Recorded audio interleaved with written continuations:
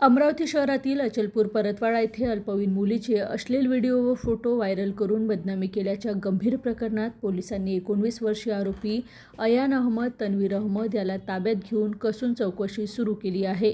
या प्रकरणात आतापर्यंत 28 व्हिडिओ आणि 31 फोटो व्हायरल झाल्याची माहिती समोर आली असून संपूर्ण अमरावती जिल्ह्यात संतापाची लाट उसळली आहे।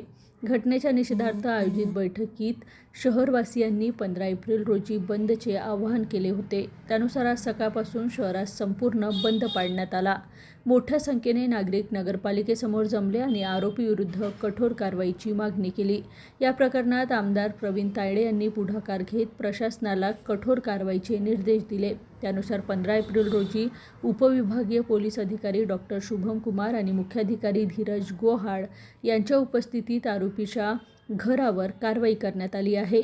या संपूर्ण प्रकरणाच्या गांभीर्याने विचार करून शुभम कुमार IPS सहाय्यक पोलीस अधीक्षक तथा उपविभागीय पोलीस अधिकारी अचलपूर यांच्या नेतृत्वात 10 पोलीस अधिकारी आणि 36 कर्मचाऱ्यांचे विशेष तपास पथक SIT स्थापन करण्यात आली असून पथक सखोल तपास करत आहे।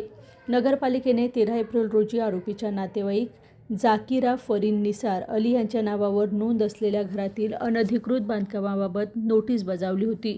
त्यानुसार आज घराला लागून असलेली लोखंडी जिना बुलडोझरच्या साहाय्याने हटविण्यात आला।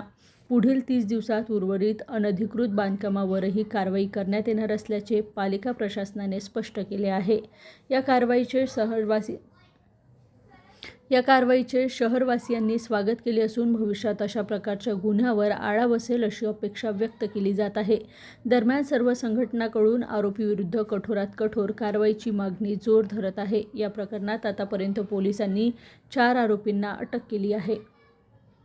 हा पुढचा शेड आहे ते सुद्धा ते अतिक्रमणात होतं तर ते काढून घेतल्यात आलं। आता ज्या पायऱ्या आहेत साईडच्या त्या सुद्धा अतिक्रमणात आहे, त्या काढल्या जाईल आणि वरच्या मजल्याची परमिशन नाही आहे। हे बांधकामाची परमिशन नगर परिषदेकडे नसल्यामुळं माननीय सीओनी त्यांना नोटीस चिकवलेली आहे की 30 दिवसाच्या आत ते पाडावं किंवा जे काही आहे ते त्याच्यानंतर 30 दिवसात ते सुद्धा पाडण्यात येईल।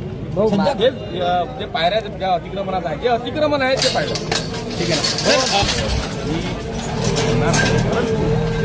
घटना त्याची खराब आहे, माहीत आहे, सामान्य व्यक्तीच्या मनावर परिणाम होण्याची घटना आहे।